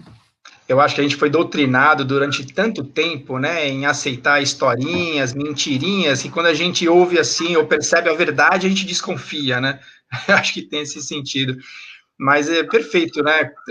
A coisa da educação que você falou de tentar conscientizar os outros, às vezes pode a gente até ter uma boa vontade, mas, enfim, a tua mensagem acho que é muito importante. Não queira modificar ninguém, né? Dê o seu melhor, busque aí sua autoinstrução, a sua verdade, e se você for bem-sucedido, você acaba servindo de exemplo aí para quem está próximo, né? Não se preocupe com os outros, né? Dê o seu melhor e siga aí o seu melhor caminho, é isso? Eu prefiro não usar o verbo no imperativo, nem afirmativo e nem negativo, entendeu? Faça, não faça, eu prefiro não usar essas palavras, entendeu? Se você quer se dedicar a ensinar e conscientizar as pessoas, eu acho que você é livre para isso. Na minha opinião, você vai estar perdendo a oportunidade de se conscientizar você mesmo. Porque eu acho impossível você conscientizar as pessoas se as pessoas não quiserem ter consciência. Para quem não quer aprender, velho, não adianta querer ensinar. Entendeu? Sim. Quem vem a mim e faz uma pergunta, eu me sinto na obrigação de responder para instrução ou minha opinião. Agora, sem ser pedido, é um ato de arrogância eu chegar para dizer. Entendeu? Perfeito. Eu vou ensinar para vocês. Isso é o que os universitários fazem. Eles vivem na favela para aprender, mano, e não para ensinar.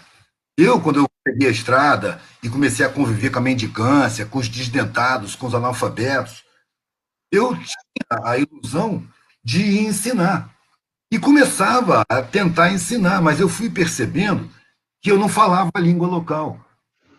Eu estava assim, ensinando, mas eu estava na minha classe, estava conversando com um faxineiro, eu via que os caras escutavam.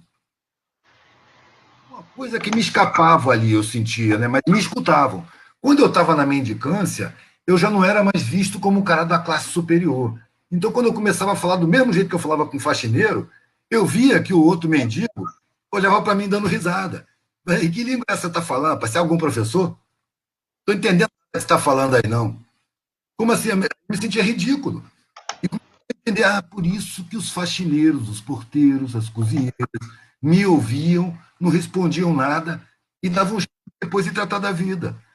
Quando eu estava sendo benevolente, ensinando, passando instruções sobre a sociedade, mostrando como é injusto e como eles são roubados. Eles estavam me ouvindo porque era de uma classe superior, mano.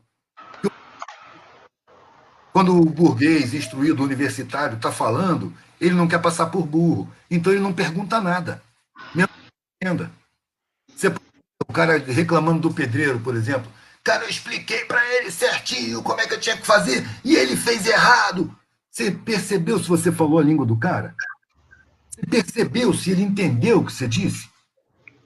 Ele, na escola dele, é o contrário da sua escola. Na minha escola, velho, a dúvida era cobrada. Na escola pública, a dúvida é inibida. Quando você pergunta, debocha da sua cara. É burro. Então você não pergunta, para não dar trabalho. O professor ali não é vocacionado. Ele quer dar hora dele ir embora, porque ele não tem um campo bom para ensinar. Sacou? Não tem verdadeira intenção em instruir o mais pobre. É outra língua, é preciso aprender a falar essa língua. E nessa ocasião em que o cara debochou da minha língua, eu percebi na hora, assim, eu tenho duas orelhas, cara. É um recado da natureza, é para ouvir mais do que falar. Muito bom. E para além disso, né, de ter que falar a mesma língua, enfim, até me perdi aqui no pensamento, de que o professor, no caso, né, quando está ali concentrado no ensinar, isso realmente demonstra aí uma ignorância e um equívoco, né, quando deveria estar concentrado no aprender. Exatamente, deveria ter o foco nas pessoas, no aprendizado, e não eu aqui ensinar alguma coisa, né? Despertar o interesse, mano. Exatamente, exatamente. Isso já falava Paulo Freire, né? É preciso bater o foco no interesse do educando. Sim, e os jovens também, né? A partir do momento que tiver uma possibilidade de desenvolver um interesse aí genuíno, seja no esporte, na arte, na cultura, nessas diversas expressões, poxa, eu acho que a gente dá uma possibilidade do encaminhamento muito melhor do que a gente tem dado hoje, né? Enfim, tem exemplos aí adoidados sobre isso. Edu, o que você gostaria de falar, de passar uma mensagem final? Estamos caminhando aqui para o final. Quem quiser fazer alguma pergunta, faça agora o Cálice para Sempre. A Cris fez uma provocação aqui sensacional. Já disseram que o Edu é um infiltrado de partido político. Que história é essa? Só pode ser zoeira, né, Edu? Não sei nem o que responder, parceiro. Para mim, política partidária nem política é. É fácil. É jogo de interesses, entendeu? É cochicho, falsidade. Não representa além de interesses de grupo. A política, para mim, ela é a preocupação, é o zelo, é o trabalho em busca da harmonia social. Para mim, isso que a mídia apresenta como política, isso que se convencionou a política, é um teatro de marionetes, onde as marionetes são dominadas pelo mercado financeiro na sua maioria. Um monte de cúmplices do mercado financeiro e uns Dom Quixotes brigando contra moinhos. Porque precisa ter os Dom Quixotes lá, denunciando, contestando, porque senão não dá para formar uma fachada de democracia. São essas funcionárias que, pensando em se contrapor ao modelo de sociedade, acabam colaborando com esse modelo de sociedade, porque legitima, torna verdadeira uma democracia que não é. É uma democracia falsa. Você não tem condição de montar uma democracia com instituições democráticas e tudo, se você não tem um povo bem nutrido, bem instruído, bem informado, com autoestima, com poder de decisão, com senso crítico, com capacidade de comunicação, para poder decidir o que fazer coletivamente. Isso é uma democracia. E há um cuidado na estrutura social minucioso para evitar que isso aconteça, evitar que o povo tome consciência. A consciência é dada na medida das classes e, mesmo assim, até certo ponto. Porque você tem acesso à consciência, ao mesmo tempo que você tem uma inoculação de medo muito grande de perder seus privilégios. Então, você mesmo vai restringir o seu acesso à consciência. Vai chegar a um certo ponto e, a partir daqui, você não vai sair, não vai passar. Porque senão, como vai continuar pagando um salário para a empregada? Né? Você vai entrar em conflito de consciência. Então, a partir daí, você não quer tomar consciência. Por isso que eu acho, velho, que é muito mais jogo você trabalhar com as questões e produzir reflexões. Não estou dizendo de conscientizar. O processo de conscientização ele vem através do debate, das reflexões, da troca de informações, da troca de conhecimentos. Né? Você vai estimular a capacidade crítica. Você vai estimular a atividade de questionar, a atividade de debater as questões e de resolver coletivamente. Isso precisa ser resolvido, desenvolvido e praticado para que se desenvolva dentro da sociedade. Só que para o comando social, isso não interessa, mano. Não dá para confiar nas instituições, elas são infiltradas por esses interesses que sabotam todas as iniciativas que poderiam desembocar na aproximação de uma verdadeira democracia. Será que alguém pode acreditar, alguém minimamente informado, pode acreditar que não há produção de alimentos suficientes para matar a fome? Com certeza. Óbvio que tem. É uma falta de justiça, né, e de amor, não falta de alimentos, né, sem dúvida nenhuma. Por isso que, por mais que me indique ir para a política partidária, eu não vou, porque é o campo da falsidade. É um teatro. Ali não tem poder. Ali simula poderes. Ali não é o poder. Quando o PT foi eleito em 2003, a primeira coletiva que o PT deu, quem deu foi o porta-voz, foi o Zé Genuíno. Aí uma repórter dessas de empresa, pautada pelo editor, chegou e fez uma pergunta que o Dirceu deu uma resposta altamente que podia causar muita reflexão. Ela falou assim, agora que o PT chegou no poder, o Dirceu levantou o dedo e falou, no poder não, chegou no governo. Era hora o repórter falar assim, então quem é o poder? Se o governo não é o poder, o que é o poder? Mas a parte é pautada. Só mudou a palavra. Ele falou, no poder não, no governo. Eu falei, então, agora que o PT chegou no governo, e fez a pergunta que o editor dela mandou. Não o gancho. Ele separou claramente poder e governo.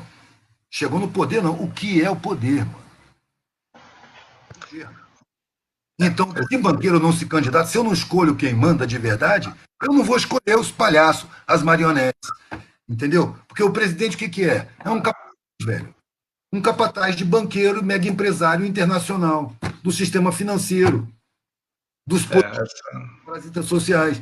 Agora, você pode ter um capataz legal que não gosta de torturar escravo, mas que está a serviço do patrão, que deixa entrar uma comidinha a mais, que bota abrigo para os escravos que estão sem abrigo, que deixa a professorinha dar umas aulas para os escravos. Aí o dono da fazenda não gosta disso. Escravos não tem que ter professorinha, não tem que entrar na universidade, não tem que subir de nível de renda. Tira esse capataz bonachão, bota o capataz sádico. Foi esse que está agora. Mas quem botou ele?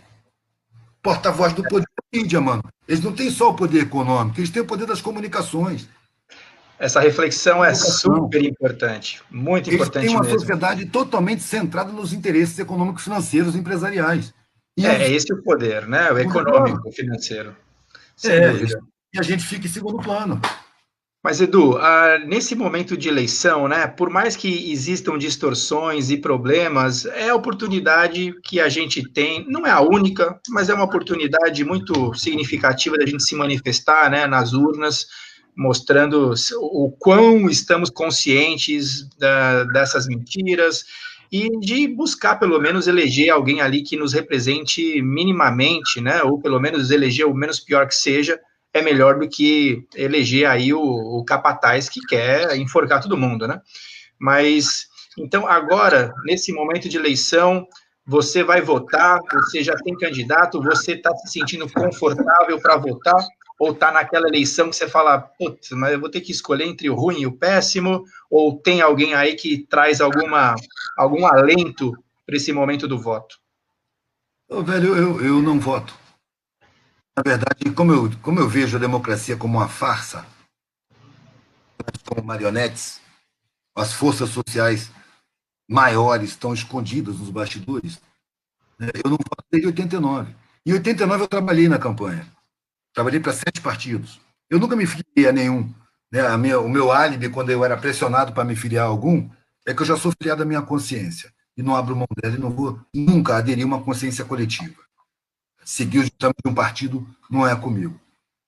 Mas eu participo com aqueles que coincidem com as minhas pretensões. Todos os que propõem justiça social, eu colo, entendeu?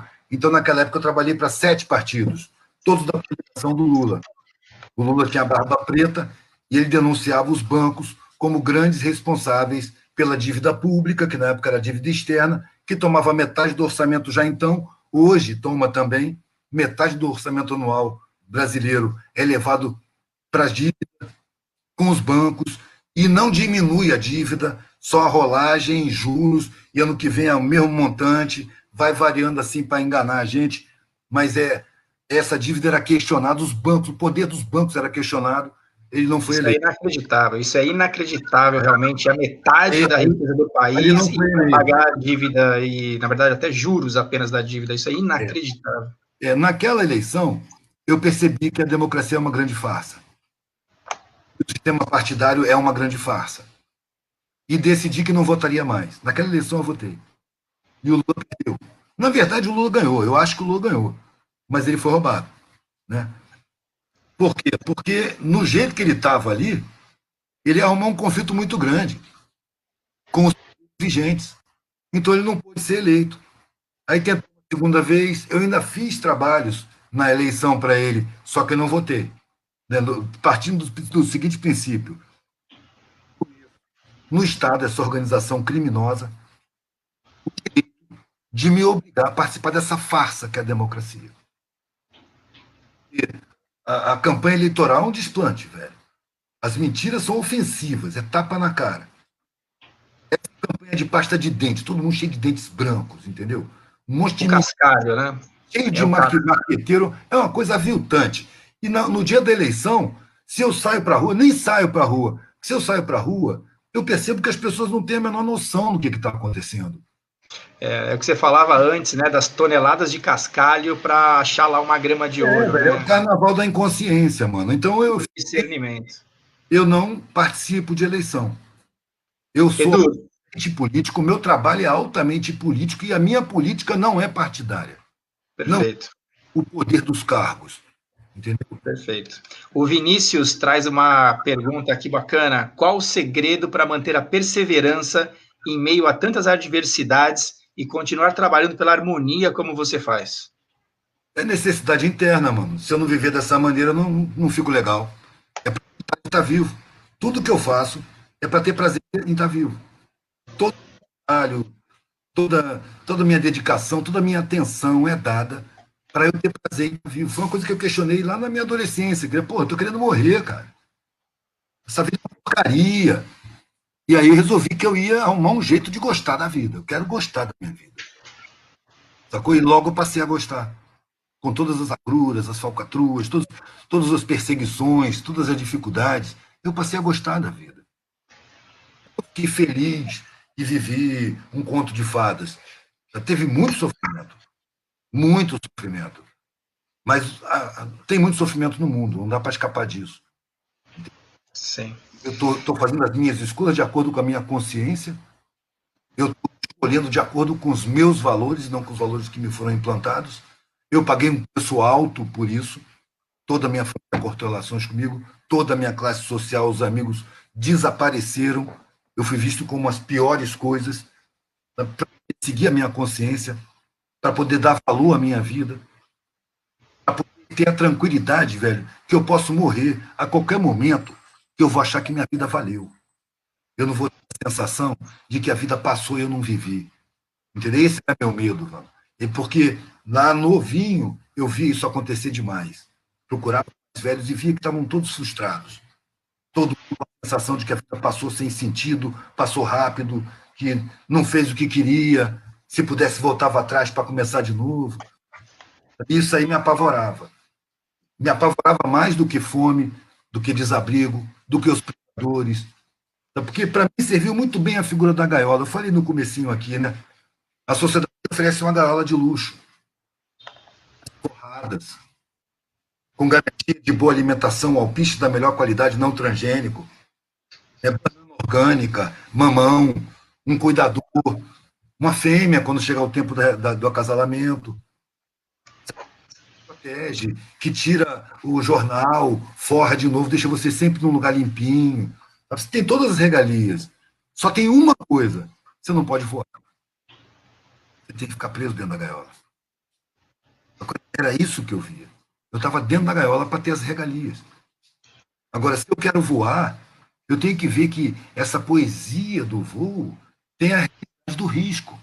Eu estou me expondo a gavião, a gato, de coruja, aos predadores, aos inimigos da liberdade. Eu estou a polícia, que perdeu completamente o respeito que tinha por aquele filho do coronel. Eu já não era o filho do coronel. Eu era um hippie, um merda, um que não vale nada. Inclusive, logo no comecinho, eu perdi todos os meus documentos. Então, não tinha como me apresentar. Eu fiquei sem documento na rua. Eu tive que ver a realidade de quem não tem proteção nenhuma. Eu tive que me lançar no risco. Porque liberdade é risco. Segurança é prisão. Não é à toa que segurança máxima é o quê? É a pior cadeia que existe. É segurança máxima. Então a sociedade te incute o medo para que você busque segurança. E na busca de segurança você se deixa aprisionar. É isso mesmo. O meu pensamento foi muito claro, velho. Com plano de saúde ou sem plano de saúde, com segurança ou sem segurança, no fim da vida eu morro. É morrer e achar que a vida foi uma merda. Viva a liberdade das boas escolhas. Edu, parabéns pela tua autenticidade, obrigado pelo exemplo que você traz e para as provocações que você também nos traz. Muito obrigado pela disponibilidade, pelo carinho de estar batendo esse papo aqui com a gente. Cara, gratidão mesmo imensa. Votos aqui emanando da Baixada Santista aí para você, que muita luz no teu caminho, que você continue nos inspirando. E, cara, muito obrigado mesmo, um grande abraço. Deixo aí as considerações finais para você. Valeu, André. Eu que agradeço, mano. É sempre uma satisfação poder estar criando reflexões, né? Atraindo pessoas que já têm tendência de exceção, são pessoas que estão inconformadas, que estão angustiadas com esse modelo social, sabe? Então, para mim, eu tenho uma gratidão por qualquer espaço aberto onde eu possa ser útil, no sentido de questionar os valores que a sociedade nos apresenta, né? Eu não me sinto como um exemplo a ser seguido, entendeu? Eu me joguei num risco muito sério, profundo, verdadeiro. Eu tive filhos também sem plano de saúde que moraram no papelão. Meus filhos também foram colocados no risco. Então, eu não me sinto assim um exemplo a ser seguido.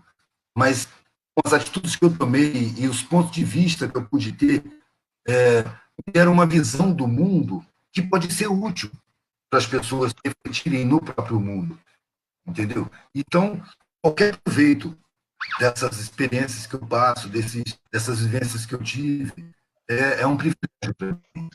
Tá? Eu agradeço também. Valeu? Qualquer proveito, eu agradeço. Valeu, Edu. Muito obrigado. Muito Valeu, obrigado André. mesmo. Vai ter link aí depois? Como é que é? Vai ter um link aí depois para eu poder divulgar o papo? Vai ter sim, vai ter sim.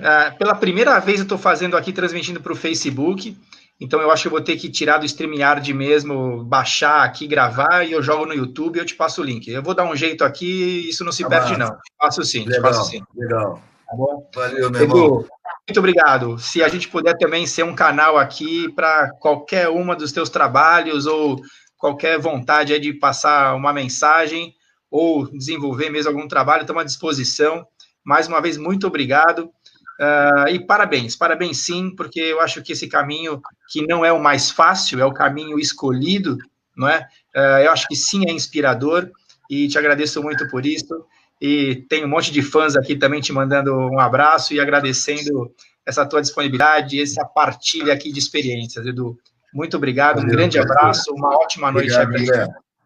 Grande abraço. Valeu. Valeu, obrigado a todo mundo. Abraço.